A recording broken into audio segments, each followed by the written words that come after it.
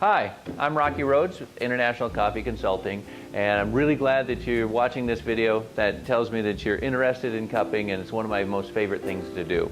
I get to teach cupping all around the world, and one of the things that we have to start with, and what this segment of the video is all about, is cupping protocols.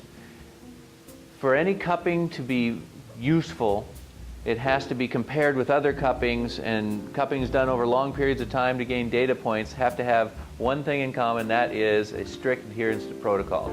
So there are a set of protocols that have been set up by especially Coffee Association of America and the Coffee Quality Institute on how to properly set up a cupping. Now, I'm going to tell you what all of those are, but even more importantly, in your lab with what you do, what I want you to do is find out what works for you and do it the same way every single time. You may not have all the resources that we have in a certified lab to set up your cuppings, but if you set them up the same way every time, a year from now when you're cupping the new crop of the same coffee from the same farm, you can look back at your old notes and compare the differences, and it'll be a valid comparison simply because you've used the same protocols. So, what are these protocols that we're going to start with? First of all, if you look around, there's this beautiful lab.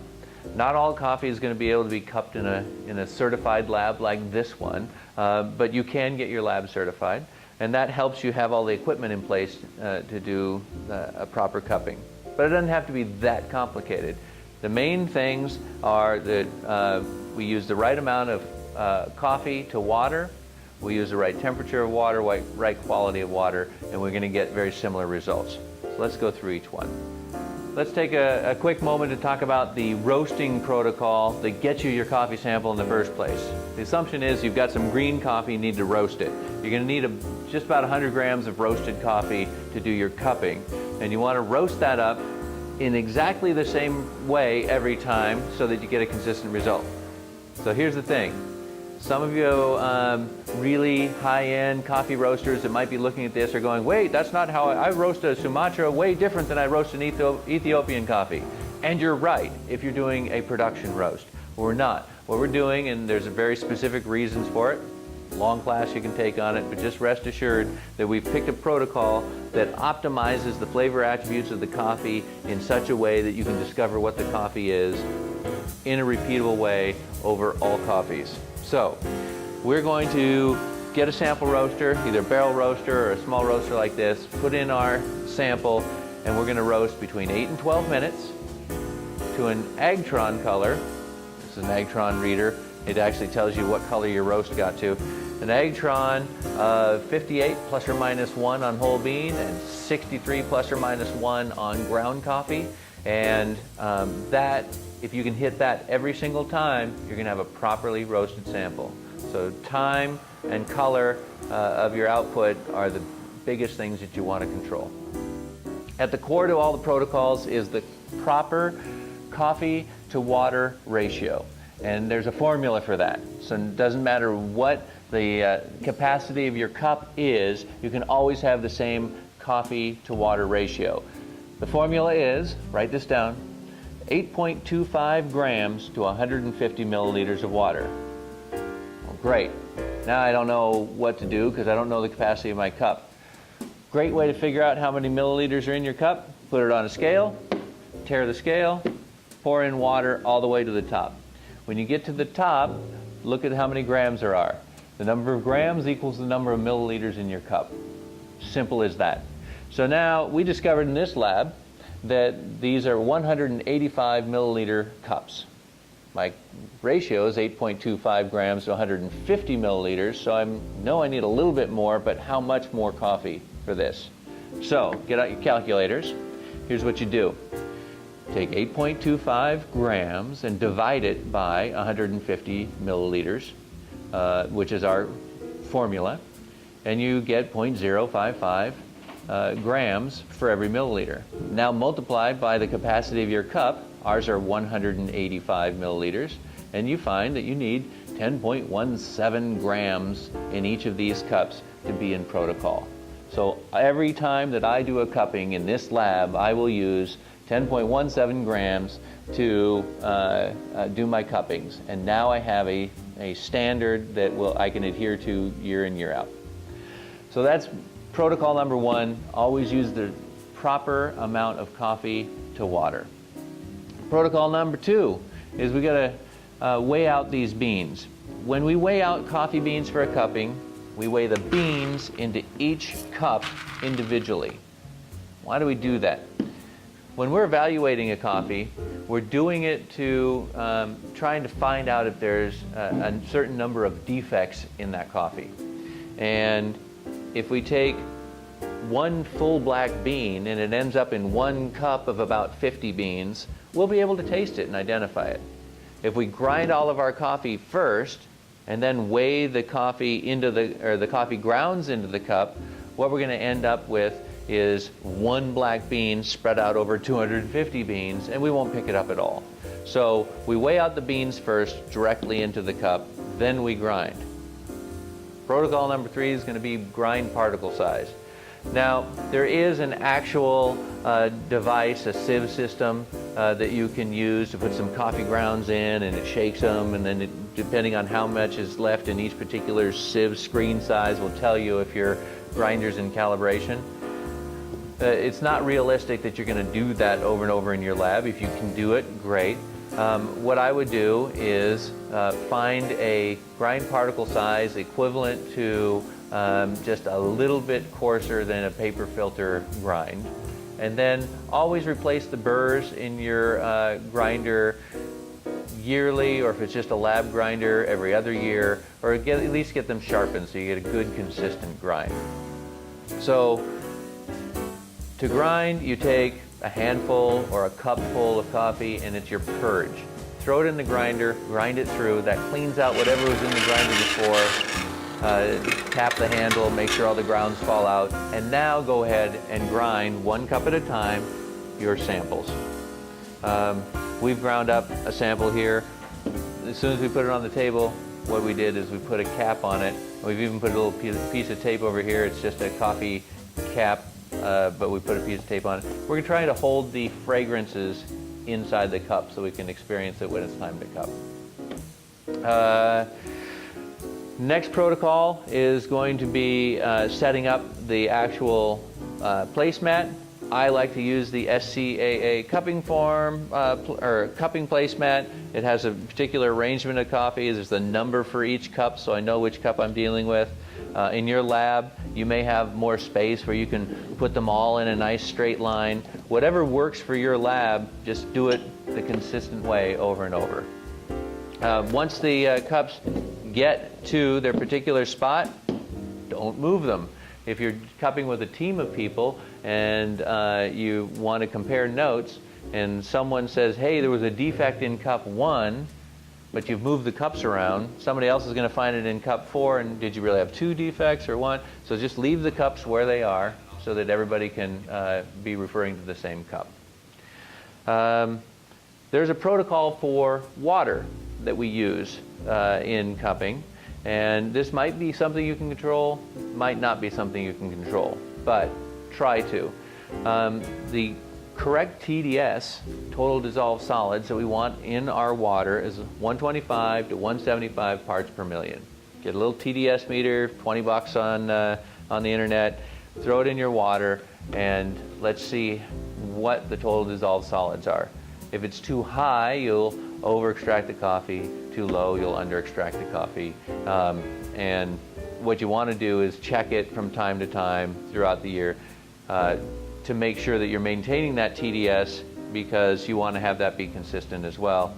Many labs will put in a water hardness control system that will strip all the minerals out, put a certain number of minerals back in. Others always use bottled water from the same company so that they have a consistent supply. But always check the TDS on the water. In a couple of other videos, we've talked about the protocols for cupping and getting set up, but now we're going to actually do a cupping. So I have in front of me today a set of coffee that we're going to evaluate. I've got my SCAA cupping form, I've got my tools, and I'm ready to go. Let me step you through what we're going to do. First, I'm going to evaluate the fragrance of the coffee. So I'm going to remove the lids. I've had these lids on here to keep the fragrance inside, but now it's time to get to work. And I'm going to evaluate what's going on in each of these cups. And I evaluate each cup individually to see if there's any differences in fragrance. And then I'm also making an overall evaluation of the fragrance of this coffee. Am I smelling berries? Am I smelling sugars? Am I smelling oil? All of these things I want to make a note of. So I've made a note of both the intensity and my initial impressions of fragrance on the coffee. And I've made note that it's nice and uniform. There are no fragrance differences to me, so that's a good thing for this coffee. And now it's time to apply some water. In the water is very specific protocol for water. It should be 195 to 205 degrees Fahrenheit, which I'm not a metric guy, but I believe that's 93 plus or minus 1 degrees in Celsius. And I'm going to pour and time this water, get my timer out here, and we're going to steep this coffee for 4 minutes. Timer, 4 minutes. 4. Why are we doing it for 4 minutes? Well, we time for 4 minutes because the protocol says that we should always steep our coffee between 3 and 5 minutes. Well, the protocol is 3 to 5, a nice range like that, because generally you're going to be cupping several cups at the same time, and the ones that you pour first are going to probably have a different steep time than the one you pour last. So as long as they're within the 3 to 5 minutes of steeping, you're going to be okay. So we've poured coffee to the top of the rim, and we're letting a crust form on top of the coffee. This crust is capturing all of the gases from the coffee in there. The lipids, the fats, the oils, they are holding that crust together. When the 4 minute timer goes off, we're going to break that crust and we're going to release all those gases and evaluate the aroma. But before we do that, I often get a good hint of what that aroma will be by smelling just the caps of the coffee. And the hot water has brought out a different richness and a different depth than just smelling the fragrance of the coffee. Be back in just a few minutes, 2 minutes and 45 seconds, and we'll actually break this coffee. And now it's time to break. So, I get my handy dandy spoon, and what I'm going to do is release the gases all at once by pushing the crust away, stirring 2 times, and lifting some of the coffee grounds up to my nose and getting the aroma. Once that's done, the aroma is out in the air, and we move on. And I'm going to do each of the 5 cups rather quickly.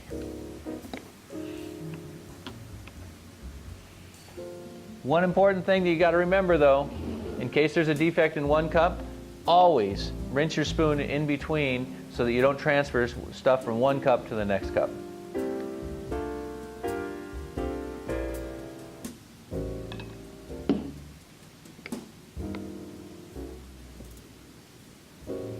Really nice aroma coming off this coffee. I wish you could smell it.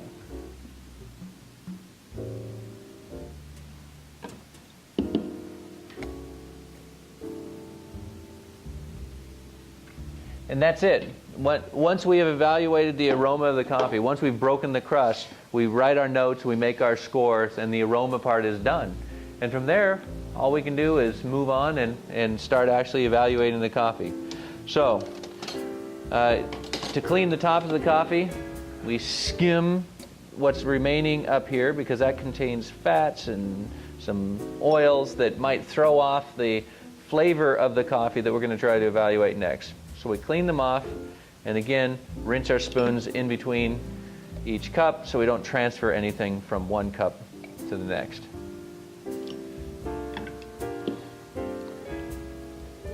Remember, we have 5 cups.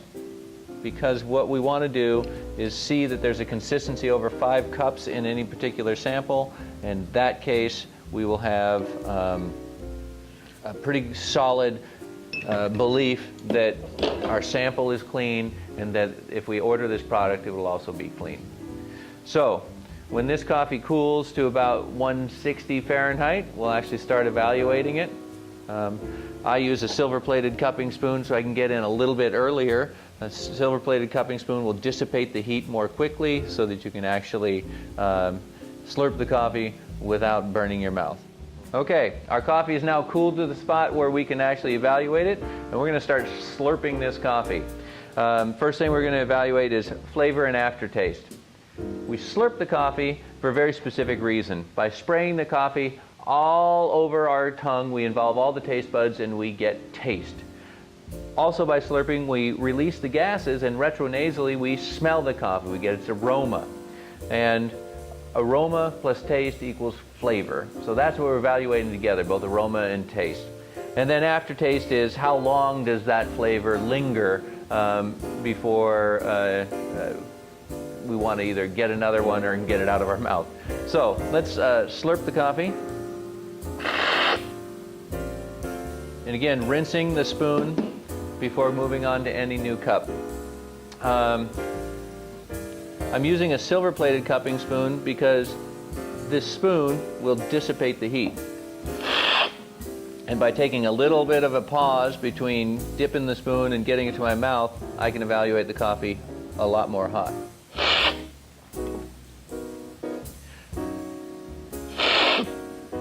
I'm also evaluating all 5 cups at the same time because I'm checking for a uniformity of flavors across all the cups. And this is a very nice, stable coffee. But flavor, I'm tasting some berries, I'm tasting some sugars, and that is giving me a complexity of flavor. And so I'm making my initial hot mark of where I feel the flavor is while it's hot. I'm then subsequently going to come back and make another note of when it's warm, in that middle range, and then when it's cool again, and see how this coffee transitions in all of its attributes. In aftertaste, it's a nice lingering flavor. There's just a little hint of a sour on the aftertaste right now, so I'm actually marking it about a 1/4 point lower than the flavor at this time, and that could change as the coffee cools. So I've made a note, and I'm now going to go back and evaluate acidity. Now I don't have to check each of the 5 cups every single time I get to this set, especially if you're cupping 10 coffees at a time. That is a lot of cups to try and cover. I've got an idea that this coffee is uniform, so now I'm just going to go back to 1 cup at a time for the other attributes. So acidity. By just holding that concept of acidity in my mind, I can concentrate on just that one thing. I'm not worried about body or flavor or aftertaste, those other things right now. I'm just thinking about acidity.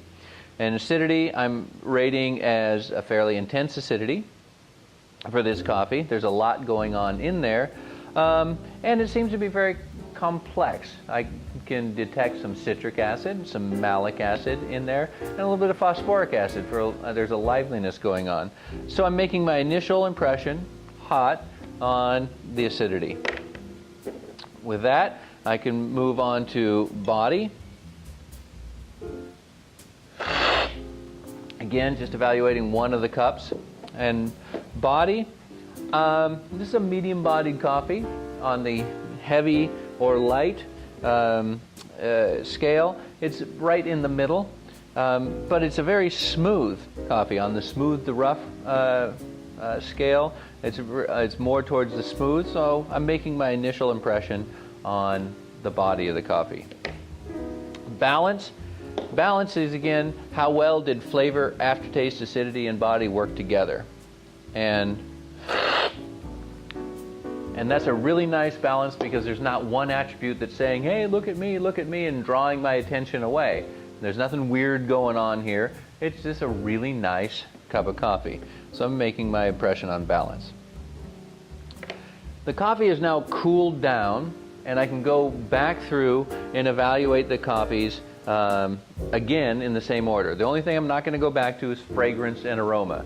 That ship has sailed. Once we broke the crust, we were done evaluating fragrance and aroma. But I'm going back through flavor, aftertaste, acidity, body, and balance. And now I can kind of go through really quickly, because I have an idea of what it is, and just think it through on a single sip. Flavor has stayed the same, aftertaste has improved, acidity has stayed the same, body is still smooth. There's a little bit of a sweetness that comes out as coffee cools. It tends to do that, and that's actually giving me an impression of a heavier bodied, so the weight is going up. I'm going to mark that up a little bit. And balance. It's actually starting to gel together even better. I'm going to say the balance of this coffee has gone up. And now that it has worked its way down towards cool, I'm going to check uniformity, clean cup, and sweetness all together by tasting each of the 5 cups. And uniformity, just checking to make sure all the cups are still the same. Sometimes as coffee cools, defects will appear. And in this case, I don't think that I have found anything that would even draw my attention.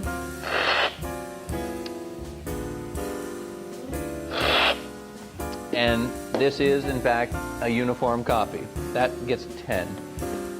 There was nothing off about any of the cups. All the flavors were from inside of coffee, so it's clean. That gets a 10.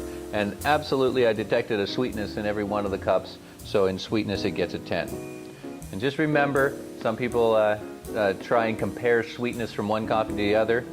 Sweetness on this form is just a yes or no question. Is there sweetness or not? Now I'm going to just take one more look back, now that the coffee's cooled down, at my attributes and see if anything's changed. Flavor has stayed the same. The aftertaste, I'll leave it at its little bit higher mark. Acidity might be dropping a little bit as it's cooled, but not so much that I would mark it down. Body is still very nice, balanced. So I'm not going to change any of my scores at this point. This coffee has been very stable. And my overall impression is pretty high on this coffee because I like a coffee that is good from hot to warm to cool and didn't draw my attention. I'm very pleased with this coffee. And now I can just add up my scores. That's as complex as a cupping needs to be.